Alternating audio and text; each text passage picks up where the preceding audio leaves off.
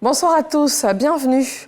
À la tête d'une importante délégation, la directrice des opérations de la Banque mondiale pour la Côte d'Ivoire, le Bénin, la Guinée et le Togo a été reçue par le Premier ministre Robert Begré-Mambé.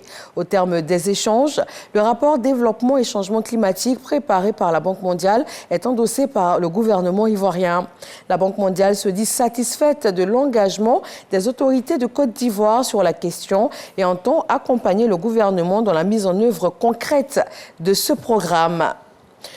Le 16e FEMUA, le Festival de musique urbaine d'Anoumabo, est lancé. Ce mardi, la première dame de Côte d'Ivoire, Dominique Ouattara, a ouvert ce rendez-vous culturel africain de renommée mondiale, initié par le groupe Magic System. Cette édition est placée sous le thème « Santé mentale des jeunes », avec au programme des concerts géants d'artistes, des panels et des espaces de détente pour enfants.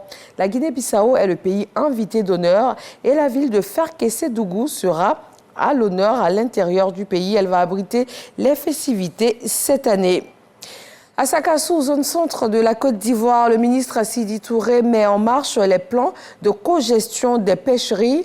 Bientôt, les difficultés qui empêchent le bon fonctionnement de ces pêcheries du lac Kossou seront de l'histoire ancienne. Charles Tatou. Sakassou fait partie des départements arrosés par le lac artificiel créé à la faveur de la construction du barrage hydroélectrique de Kossou. Ici, les villages riverains sont confrontés à plusieurs maux qui minent le fonctionnement des pêcheries dans leur lac.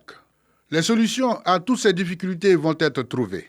Le ministre des Ressources animales et halieutiques, Sidi Tchomoko Touré, est allé à Ayaou Sokpa, un des villages riverains, à la rencontre des populations et les acteurs de la pêche. Objectif, faire le lancement des plans de cogestion des pêcheries dans cette partie du département de Sakassou appelée la presqu'île. Les pêcheurs utilisent des filets au maillage pas adaptés, ce qui fait que les ressources halieutiques qui y sont disponibles ne sont plus disponibles du tout, puisqu'on va jusqu'à pêcher les plus petits, c'est-à-dire les alevins qui ont vocation à grandir pour nourrir les populations. Ça, c'est un aspect. Très souvent, les pêcheurs utilisent des produits prohibés, phytosanitaires, pour faire de la pêche. Et troisième observation aussi, il y a des conflits récurrents entre les communautés riveraines des différents plans d'eau et puis les différents pêcheurs.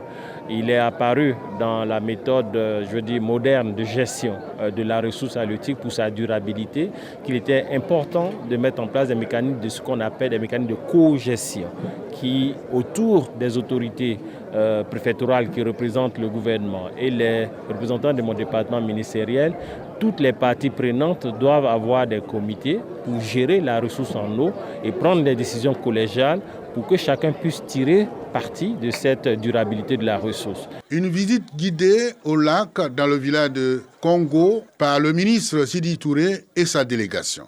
La mise en place d'un plan de gestion participative et un cadre institutionnel fonctionnel permettra le renforcement des capacités des acteurs dans la gestion des pêcheries du lac. Le chef de la diplomatie européenne, Joseph Borrell, se dit très préoccupé de la situation en Tunisie. Une expression à l'issue d'une réunion des ministres des Affaires étrangères de l'Union européenne à Bruxelles. Les ministres ont demandé à la Belgique et au Portugal d'envoyer des représentants en mission en Tunisie afin de pouvoir mener sur place une évaluation de la situation et ainsi permettre à l'Union européenne d'orienter ses mesures. En Afrique du Sud, une semaine après l'effondrement d'un immeuble en construction, le bilan est en hausse. 32 personnes sont mortes, 13 sont hospitalisées et 20 autres restent encore introuvables. Ce mardi, 8 corps ont été sortis des décombres et les recherches continuent sur le site. Dans le même temps, les autorités sud-africaines enquêtent pour situer les responsabilités dans ce drame. Merci.